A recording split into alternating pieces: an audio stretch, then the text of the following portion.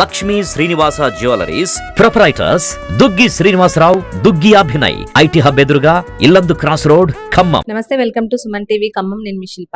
రైతు భరోసా మీద కొంతకాలంగా అంటే రైతులకి నిధులు విడుదల చేశారనే వార్త తెలిసిందే. కొంతమంది రైతులు అయితే చాలా హ్యాపీగా ఫీల్ అయ్యారు, వాళ్ళకి రైతు బంధు నిధులు విడుదలయ్యాయని. అంతేకాకుండా ఇంకా మరికొంతమంది రైతుల్లో కొన్ని అపోహలు ఉన్నాయి. ఆ విషయాలు తెలుసుకునేందుకు మనతో పాటు రైతు సంఘం అధ్యక్షులు రమేష్ గారు ఉన్నారు. వారిని అడిగి మాట్లాడదాం. నమస్తే అండి. నమస్తే అమ్మా.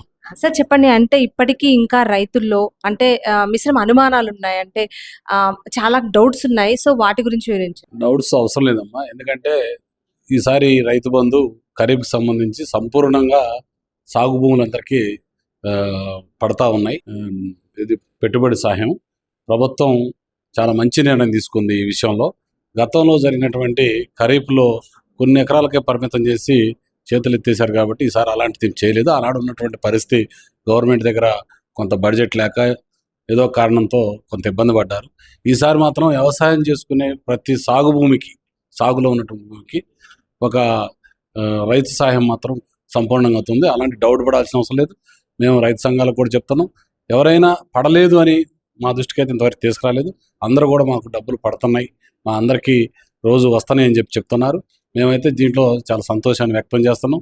ఇది చాలా మంచి పరిణామం అని చెప్పేసి, మంచి సాయం అని చెప్పేసి మేము రైతు సంఘంగా భావిస్తా ఉన్నాం. సో అంటే కాంగ్రెస్ ప్రభుత్వం ఎన్నికల ముందు ఎకరానికి 15,000 చొప్పున నిధులు విడుదల చేస్తారని చెప్పడం జరిగింది. కానీ ఇప్పుడు 12,000 నిధులు మాత్రమే విడుదల చేయడం జరిగింది. దాని గురించి ఏమంటారు? అది వాస్తవమ్మా. ఎన్నికల ముందు 15,000 రూపాయలు ఎకరానికి పెట్టుబడి సాయం ఇస్తామన్నారు. ఇప్పుడు 12,000 చేశారు.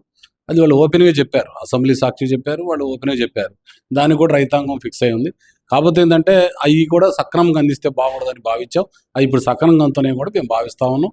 కాకపోతే ఆ 15,000 మాట ఇచ్చారు కాబట్టి ఎన్నికల ముందు నెక్స్ట్ టైం అయినా సరే రబీ కల్లా అందిస్తే బాగుండదని చెప్పేసి మేము భావిస్తాం. ఈ పథకం అమలు పరచడానికి రైతు సంఘం వారికి ప్రభుత్వం ఇచ్చిన సిఫార్సు ఏంటంటారు?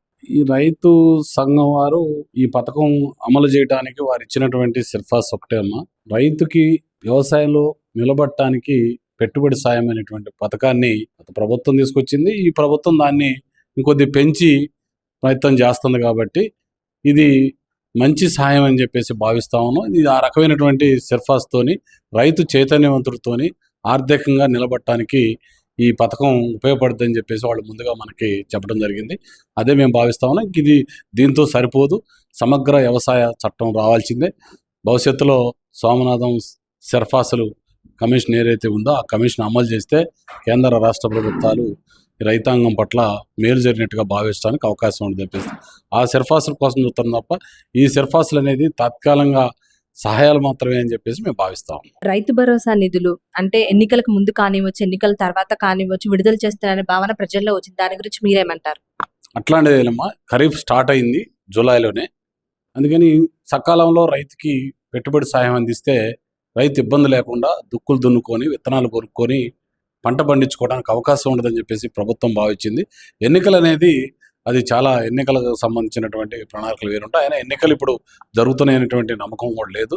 దాని మీద ఆశపడి ఎన్నికల కోసమే పోదాం, ఈ రైతు బంధు ఇచ్చని చెప్పేసి రైతు లోట్లు లాక్కుందాం అనే ఆలోచన చేసినట్టయితే నేను భావించట్లేదు.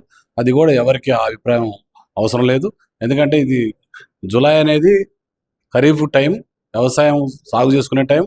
ఆ సాగు చేసుకునే పంటలకి పెట్టుబడి సాయం అనేది భావించాలి. ప్రస్తుతం మనతో పాటు భారతీయ జనతా పార్టీ జిల్లా మోర్చా అధ్యక్షులు వారు ఉన్నారు, వారితో మాట్లాడదాం. నమస్తే సార్. నమస్తే అండి. పేరు? నా పేరు చావా కిరణ్ అండి. నేను భారతీయ జనతా పార్టీ కిసాన్ మోర్చా ఖమ్మం జిల్లా అధ్యక్షుడిని.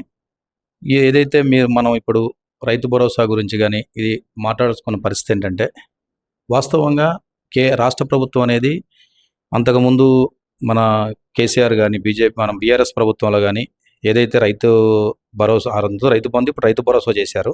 ఈ రైతు భరోసాని మనం ఏం కోరుతున్నాం అంటే రైతులకి న్యాయమే, కాకపోతే ఇచ్చేది కరెక్ట్గా ఇస్తే బాగుంటుంది అనేది మా ఆలోచన.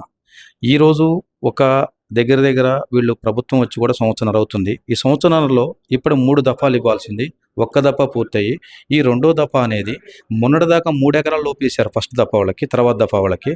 కానీ ఈరోజు ఒకేసారి 10 ఎకరాల వరకు కూడా నిన్నటి నుంచి ఈ రోజు వరకు 7 ఎకరాలు పూర్తయింది. ఈరోజు 7 ఎకరాల నుంచి 10 ఎకరాలు కూడా వేస్తూ ఉంటున్నారు. కారణం ఏంటంటే, మేము దయచేసి ఈ ప్రభుత్వాన్ని కోరుకునేది ఎన్నికల కోసమో ప్రభుత్వ లబ్ధి కోసమో చేయొద్దనేది మా అభ్యర్థన. ఏంటంటే ఈ 5 సంవత్సరాలు మీరు అనుకున్న పథకాన్ని నడిపిస్తే సంతోషపడతాం అందరం రైతుల తరపున. కానీ రేపు ఏదైతే స్థానిక సంస్థల ఎలక్షన్ల కోసం ఎంత తిప్పలబడి ఈరోజు ఏదైతే ఈ కార్యక్రమాన్ని తీసుకొని మీరు టకా ఫోన్లో టింగును పడతాయని చెప్తున్నారో, ఈ కార్యక్రమాన్ని ఈ తర్వాత కూడా ఏదైతే మీ ప్రభుత్వం ఇంకా 35 నెలలు దగ్గర దగ్గర 36 నెలలు అట్లా 40 నెలలు ఉండాల్సిన పరిస్థితి ఉంది. ఇంకా ఆ టైం కూడా మీరు వేస్తే నిజంగా మీ ప్రభుత్వం చిత్తశుద్ధితో పనిచేసింది అనుకుంటాం. కానీ ఈ ఎలక్షన్స్ అయిపోయినాక 3 నెలల ఈ 3 ఎలక్షన్స్ ఉన్నాయి మనకి. ఇప్పుడు ఏదైతే పంచాయతీ ఎలక్షన్లు, జడ్పీటీ, ఎంపీటీసీ ఎలక్షన్, స్థానిక సంస్థల ఎలక్షన్ ఉన్నాయి. జనరల్గా పల్లెటూళ్ళలో కూడా కాంగ్రెస్ ప్రభుత్వం మీద చాలా వ్యతిరేకత ఉన్నారు. దీన్ని అడ్డం పెట్టుకుని కవర్ చేసుకోవాలనే ఆలోచనలో ఈ ప్రభుత్వం ఉన్నది. కానీ మేమేం చెప్తున్నాం అంటే ప్రతి పథకం మీరు చెప్పింది ఇవ్వండి, మీరు హామీ ఇచ్చినప్పుడు ఖచ్చితంగా చేయాలి. ఈ ప్రభుత్వం ఎందుకు చేయట్లేదు? హామీ ఇచ్చినప్పుడు కౌలు రైతులకి 15,000 ఇస్తానన్నారు, ఇచ్చారా? ఒక్కళ్ళు కూడా ఇంతవరకు ఇవ్వలేదు. అలాగే ఏదైనా ఫసల బీమా అమలు చేయమని మేము మొత్తుకుంటున్నాం. కేంద్ర ప్రభుత్వం ఫసల బీమా ఇచ్చింది, అది చాలా గొప్ప పథకం. ఏంటంటే ఇవాళ రైతులు పత్తి గింజలు దగ్గర 20% లేవమ్మా, మొత్తం నాశనం అయిపోయినాయి. అందరు గింజలు పెట్టి రైతులు ఎదురు చూస్తారు. ఆ రైతులకు అదే మీరు ఇలా మీరు ఇన్సూరెన్స్ ఫసల బీమా చేస్తుంటే ఇవాళ రైతులకి హెక్టార్కి 10,000, 20,000 ఇవ్వగలిగేవాళ్ళు కదా. అది చేయకపోవటం మీ తప్పు. కేంద్ర ప్రభుత్వం ఆ పథకాన్ని ఎప్పుడూ పెట్టేసింది. అదొకటి. అలాగే ఇవాళ అదే నరేంద్ర మోదీ గారు చిత్తశుద్ధితో ఏదైతే మన రైతు భరోసా కేంద్ర ఫసల బీమా అమలు యోజన ఉందో, అలాగే కేంద్రం నుంచి వచ్చే 6,000 రూపాయలు మన ఏదైతే రైతుకుందో ఎంత చక్కగా ఎంతవరకు జరుగుతుంది? అది ఎలా జరుగుతుంది? జరగాల్సిన పరిస్థితి ఉంది కదా, జరగాల్సిన పరిస్థితి. ఆ పథకం జరుగుతుంది. కానీ కేంద్ర ప్రభుత్వం ఇచ్చే ఏ పథకమైనా అలా నడుస్తుంది. కానీ రాష్ట్ర ప్రభుత్వాలు ఇచ్చే పథకాలను కూడా మేము ఏం కోరుతున్నామంటే హామీతో అమలు కాని హామీలు చేయొద్దు, చేసిన హామీలు నెరవేర్చమని కోరుతున్నాం.